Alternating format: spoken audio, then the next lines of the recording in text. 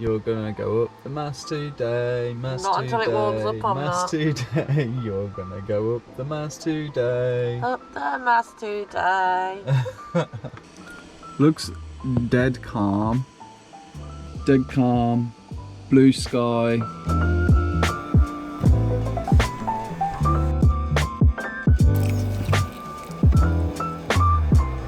Good morning. Coffee in the morning. Good morning. That is good.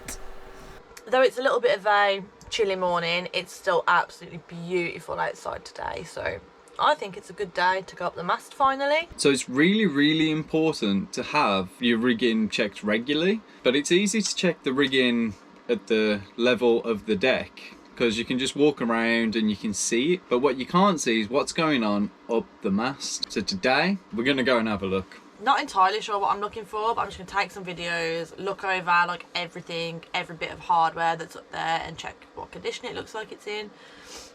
Give it all a really good clean. Yeah, if everything's okay with the mast, the rigging, later on today we hope to put the sails on as well, so that means we can shoot out of this place really soon, which would be amazing.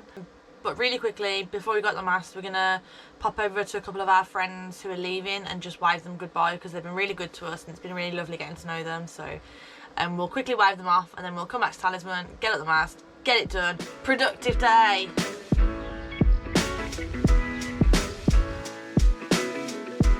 See you guys really soon. Bye. Have a safe trip. See you. See you soon.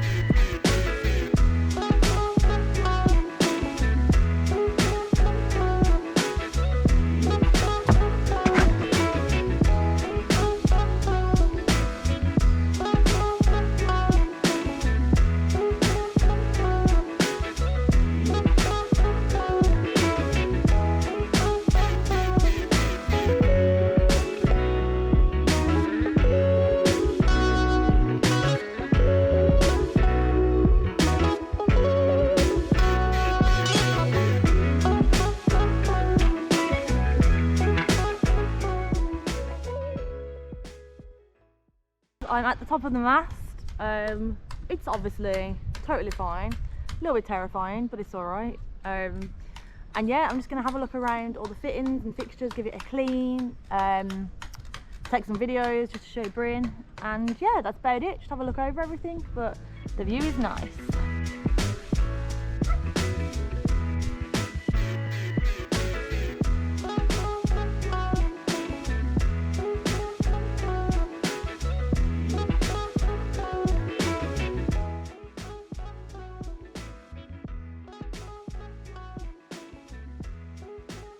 Woo! Alright, we're at the top of the mast here at Talisman. Did a quick rig check for these guys. Cool view! Check this out! Oh, Miramar! Top of the mast, aluminium and stainless to look at. We've got some corrosion to look for. We're looking for cracks, any untoward bits and bobs going on here and there with the rig. So we'll start off by checking out the swagers here. So that's these things here where the wire is crimped. So I'm looking for cracks, I'm looking for corrosion, anything untoward, and then we'll have a look at the ones that go to the side. These are cap shrouds, and then the forestay, which is a stay lock fitting on this one, so it's not a swage. This one has a nut and bolt compression fitting, so we're checking that. Check these split pins as well.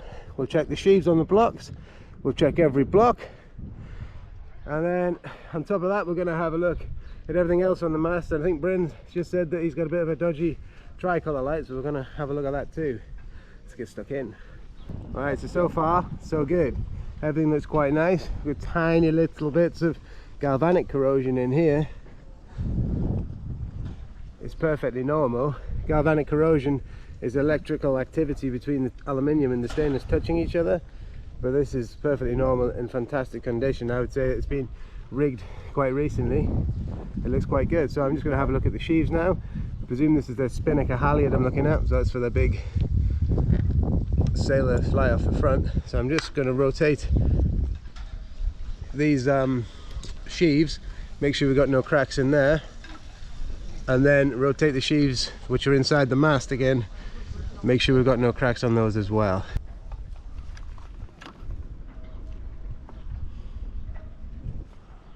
Well, it's all gravy, baby. The only downside would be we don't have anything securing this shackle, so this shackle here, which holds the block on. If that's to come loose, they're not going to know about that, and then the sail can fly away. So we maybe should put a cable tie around that at the very least, or even better, some season wire. Ah, marine biologist, he even keeps plants up here.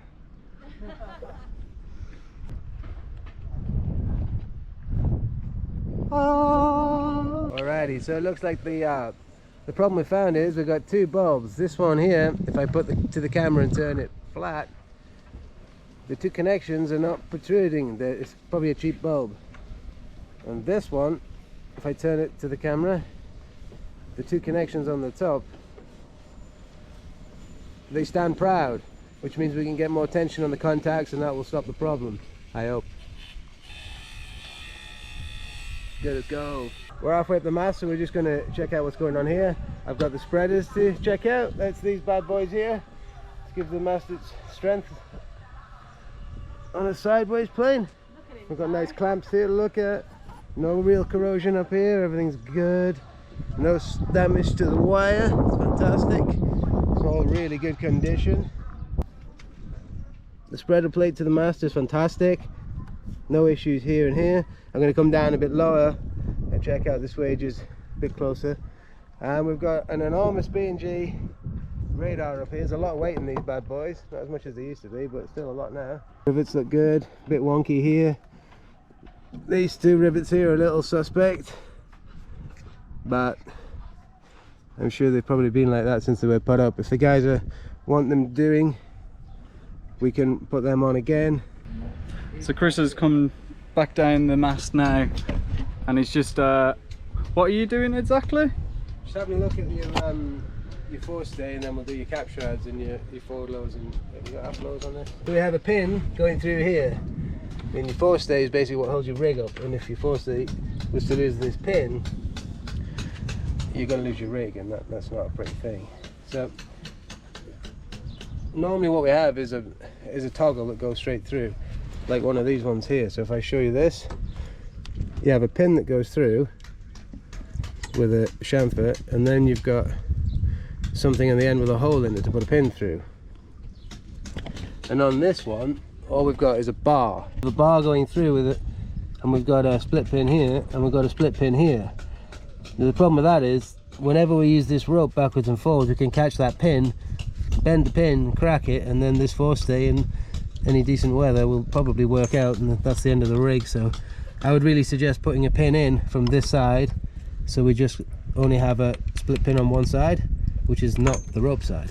I think if Chris is happy having a little nose around, and then we'll probably summarise some of the things that we might do, or some of the bits we're going to do before we leave.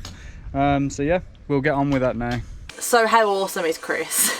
Absolute legend. So obviously I was at the mast having a look around, and he just offered. He said if you want, he knows obviously a lot more about rigging than we know. Well, he does people's that. rigging. Yeah, he does that for a living. So he was like, if you want me to pop up and have a look around, I'll have a look. Obviously we were like, please. Yes, please. Yes, please. I shot straight down that ladder. He had a look around, and obviously you saw what he said about that. So we're pretty happy overall, I think. Yeah, pretty much everything was spot on. I think at deck level, there's more things that needed to be changed. So we noticed, well, he noticed, I didn't notice, that there was a nylon washer on the gooseneck that had been worn away totally. So we're going to replace one of those. There's also the pin that goes through at the bottom of the forestay. The one that's in there works, it's okay, but it's not ideal. So he's made us a new one, and we're going to have that we're going to put that in. And yeah, that's about it. Have a chill out tonight. Have a chill out tonight, I reckon. We'll carry this on tomorrow. Yes. Smashing it and getting the rest of all this finished. Yes, 100%. So we will see you tomorrow.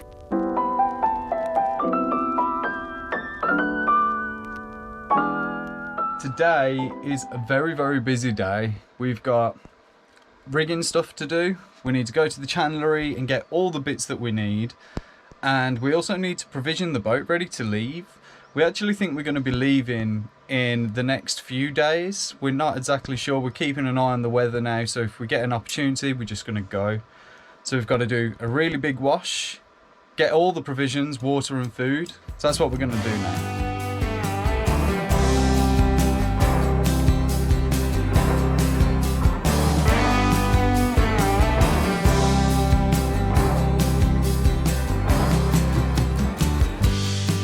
Tell me, babe, where are you going? Prairie wind goes on blowing. So while Bryn's recovering from his injury, his wasp sting.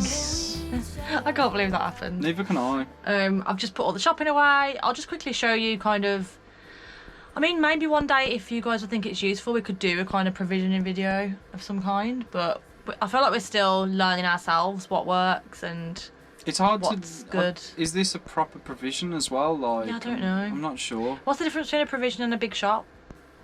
Good question. Let us know in the Let us know in comments. the comments. I'll just literally show you basically where we shove all our shopping, like where it goes, because obviously we're only a 28-foot boat. I think a lot of people are like, oh my god, where do you fit everything? And we actually have quite a lot of storage, so I'll show you guys now. Yeah. It's not thoroughly organised because it never is on a boat, is it? But so underneath the cooker we've got this like little nook here, and it actually goes so far back. So I've got 1, 2, 3, 4, 5 layers of tin, like 5 rows of tins, and they're all double stacked. 70 tins you can fit in there. That's wild. 70 tins in here. That is absolutely ridiculous. The 35. problem is you have to like organise it well, because obviously you can't get to the back. So I've just got all dried goods here. So this is like spaghetti, rice, pasta, lentils, things like that is all there. This is all tea and coffee stuff, like sugar, sweeteners, different kind of tea bags, coffee, and then this side is just all the like oh god, it's blocked. And then this side is all like jarred food, so it's like loads and loads of beans, pickles, olives, and then just some more random bits there. Cupboard is kind of a snack cupboard, and spices and sauces. And then we have some fresh fruit in the cool box, the not so cool box. We've got some fresh fruit in there, and just some bottles of booze at the bottom there, just because there was nowhere else to put them. And then obviously we have our spice rack here, and I think that's about it, isn't it really? That's where everything goes. We have water storage in the bilge. Yeah, so also in each bilge there's, okay, so this bilge has beers in, this one has tonics and water. Yep, and then this one has 16 litre, like the big water as well. Yeah, so we have loads really, didn't we? And we could, I think we can still fit more in there. Yeah, and we've got like a lot of empty kind of storage as well, so like we have nothing really in here yet either, so we could obviously put a bunch of stuff in there. This one is kind of just filled with clutter, but if we tidied that up, that would definitely give us some room too. We've got Chris back on Talisman, and we're going to have a rig tune, and we're having some bits changed, but those bits I'm going to let Chris explain it in a bit more better detail than I would possibly be able to. Today we're going to have a look at the forestay, and at the bottom of the forestay we've got the chain plate, and on the chain plate we have a clevis pin, which is one of these bad boys here. So we want to change that because the one's a little precarious, it's down there. So this means we've got to slacken off the forestay, maybe lift the foil a bit, change the pin, and then after we change the pin, put it all back together, and after that we're going to do a rig tune, make sure this girl can sail as well as it can. So far we've just took the tension off the forestay using the spinnaker halyard, and that's around our Samson post, and I think Chris is just working to take off the one plate on one side now. He's working in. As we unscrew the bottle screw, which is clockwise, to release the tension, what we don't want is the top piece of wire, so the wire you can see in here, we need to put a spanner on here to stop that unwinding, and when this is covered by the furler you risk unwinding your strands and damaging the wire, which we don't want to do. Now we just put in the split pins in, and then putting it all back together. The weather's took a bit of a turn, it's a little bit more rainy now. Chris has sorted out the forestay, so now he's going to be kind enough and he's going to do a rig check with us and hopefully teach us something along the way, because obviously this is just handy to know if you're a sailor. So a Talisman's a masthead rig, so with that, what we're going to do first, we're going to tension the backstay now that we've got the forestay at the right length. So we've got, while Bryn's been introducing what we're doing, I've sorted the backstay tension out, and she's about 15-18% of the wire breaking strength, which is what we want. Now we're going to go and we're going to make sure the mast is central, so we want the mast dead center of the boat, not leaning to the side or the other. Simple way to do that: take a halyard from the top of the mast and take it down to the chain plate on, say, the port side, and then transfer that to the starboard side, and they should be the same. So we want the mast in the middle, and we'll do that next. And then after we've done that, we're going to look at the D1s, or the lowers as some people might call them, which keep the mast from moving forwards and backwards in the middle and help us take any bend out. So we'll see what we've got. So we got a little bit slack, not much. It's pretty good. It probably could stay like that, but given what these guys are going to do, let's put a little bit of tension in it, not too much.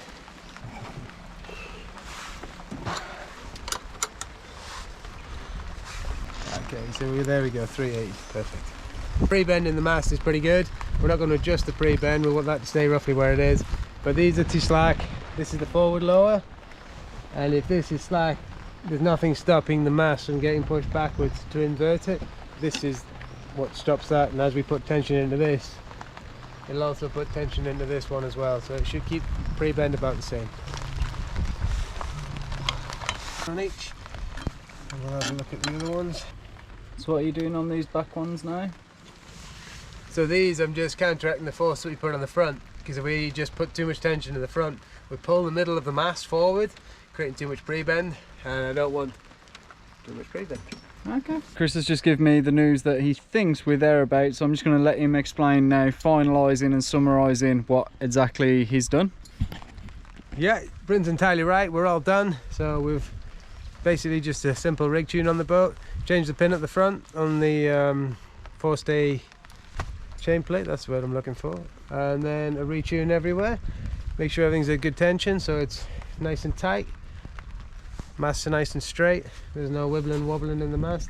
On a rig check, which we did the other day, the rig check was great on this boat, no issues whatsoever really. A couple of small tiny little things, a couple of little rivets popping out here and there which were good enough, just could be better.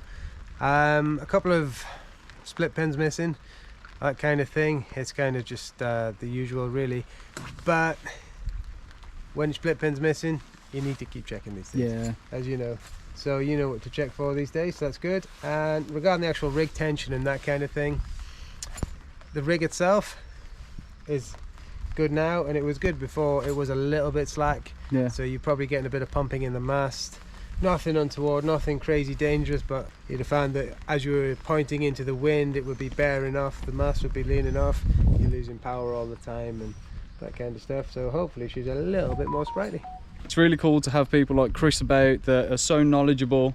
Be grateful. Obviously all his social media and his links and stuff are all going to be down in the description, so if you guys want to reach out to him as well, he's a really cool, handy, knowledgeable guy. So definitely do that. But I think my takeaway is that I'm probably going to have to learn how to do this to a degree ourselves, and it's something that always needs doing. It's not like you can just set it and leave it and you can go cruising for 5 years. You want to be checking your rig every time you go out.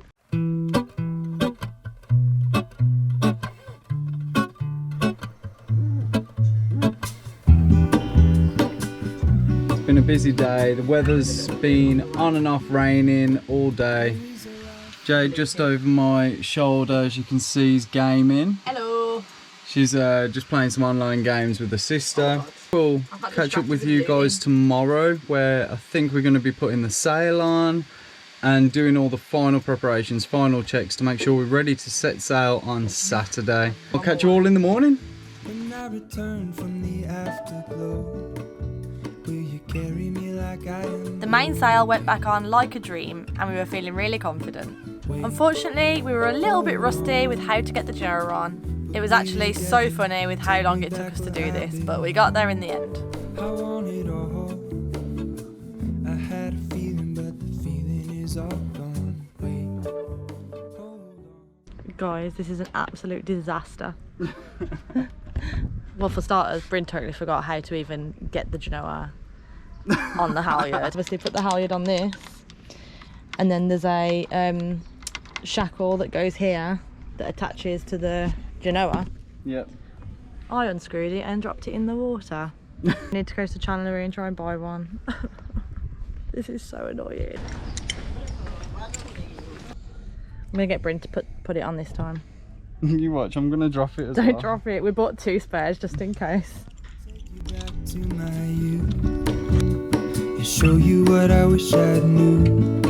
My will is strong with a place to lean.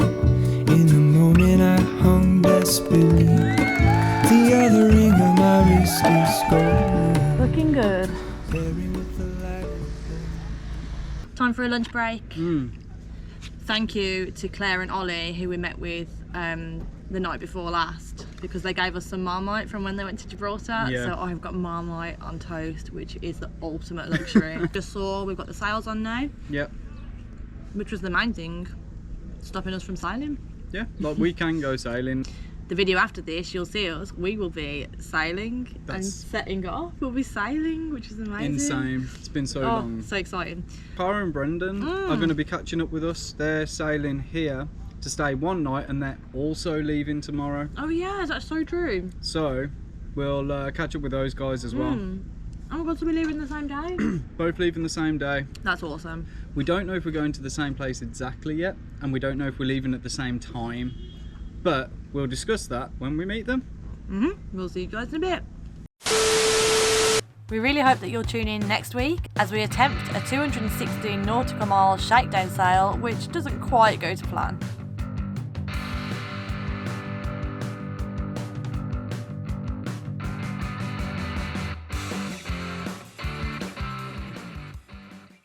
Come on in. Ugh. We had a lovely night. So good. Thank you for having us, Claire and Ollie. You guys are amazing. Like, it's so nice when we talk to people on social media and then we actually get to meet them. They're amazing cooks. My dessert, drinks, dinner. It's so lovely. Brilliant hosts. We're very tired now. Very tired, a little bit chilly. One thing no one probably knows about us until they meet us is we are early birds. Yeah. We're early birds. We dinner early, we drink early. We dinner at like 5. And We then go we- to bed at like 11. And I love the people that understand that. Are they unoffended when we're like, we're tired now, Yeah. so we're gonna go to bed. Do you know what also finishes off a night perfectly? Cup of tea. Cup of tea. It's actually amazing the people you meet in this lifestyle. I think that it's like something that you don't really anticipate. Everyone's got a story to tell, and it's so cool. Yeah. Really lucky to have like found this lifestyle. I think it's amazing. Found the lifestyle, the people, friends that we've made. Yeah, It's just amazing. yeah, And to have all these people following as well. yeah. That's It's crazy. amazing. I love it. It's Like, insane, and it doesn't feel like 10,000 strangers watching. You guys have all been really supportive, and like we've chatted. You know, we respond to every comment where we can. You've all been really helpful and really informative and yeah. really supportive. So it's been And amazing. inspiring as well in Yeah. some cases. Yeah, even some of your stories, we have comments from people and they're like, oh, back in the 70s, I sailed my boat around the world. Yeah. And then even people now, we get loads of comments now from people that are like, oh, after watching your videos, I've just gone and bought a boat and I'm planning to do what you're doing and hope to see you in the Med and all that kind of stuff. Absolutely, 100%. We hope to see you in the Med as well. It's amazing to hear that kind of stuff. And honestly, if you meet us, you'll probably be very underwhelmed, but we look forward to it anyway. Yeah, we do. You're all more interesting than us, guarantee We it. definitely are. We'll speak to you guys soon, and thank you all so much for watching. And yeah, we'll see you soon.